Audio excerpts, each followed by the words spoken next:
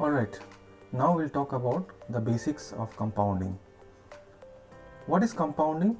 Compounding is the process where the value of a monetary investment increases because the interest earnings on an investment also earns returns over time.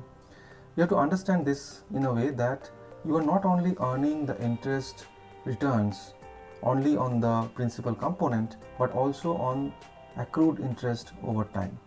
So the formula for annual compounding is given as A equals P times 1 plus R bracket close to the power T, where A is the future value, P is the principal, R is the interest rate and T is time. So we have to understand what is the difference between compound and simple interest. I am sure you have encountered simple interest earlier. So simple interest, in case of that, you see the interest is earned only on the principal, whereas in case of compounding, it is earned both on the principal as well as on the accrued interest, and the formula is also different. So the growth pattern for simple interest is linear, whereas for compound interest it is exponential. We can see this through this graph.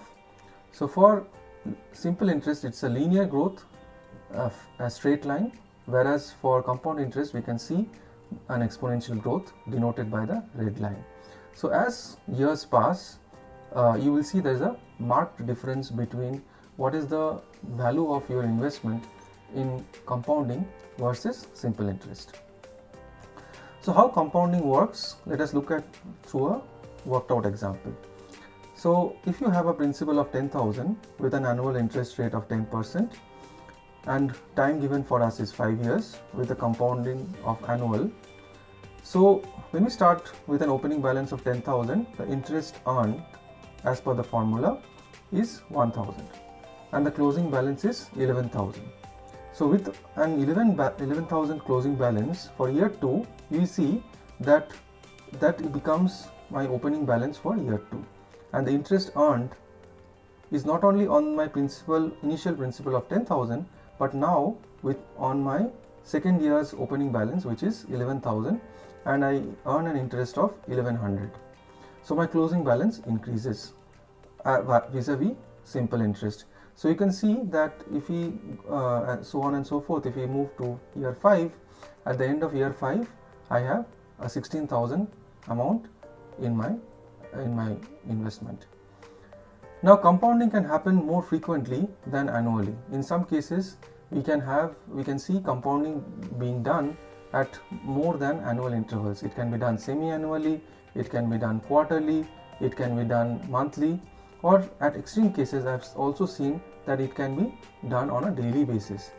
Now in this case, if we have to do compounding more frequently than annual, we have to change the formula and we use the more general formula, which is given as A is equal to P times bracket 1 plus R by N to the power NT. So what's the difference now? The difference is the inclusion of this new term called N. So N is included not only in the interest but also in the compounding frequency. So let's see how that changes. So compounding frequency matters. So let us consider our example of 10,000 rupees as a principal, and let's say for year 1 we have an annual interest rate of 10% and we just look at the frequency. So if you look at the frequency of annual, our closing balance is the same as earlier, it's 11,000, but look what happens if we have the frequency as semi-annual, quarterly or monthly. We get a higher closing balance, with the highest being for monthly.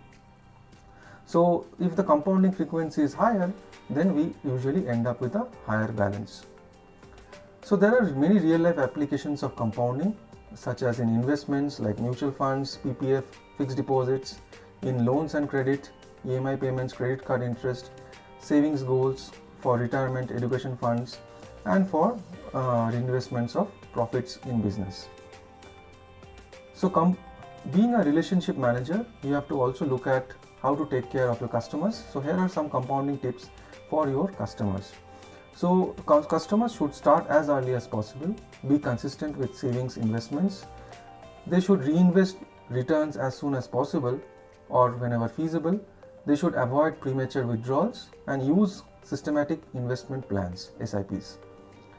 So these are the key summaries and takeaways. So compounding multiplies wealth with time, small regular investments grow significantly, and earlier and longer investments outperform larger delayed ones, and compounding is more powerful when time and patience are on your side.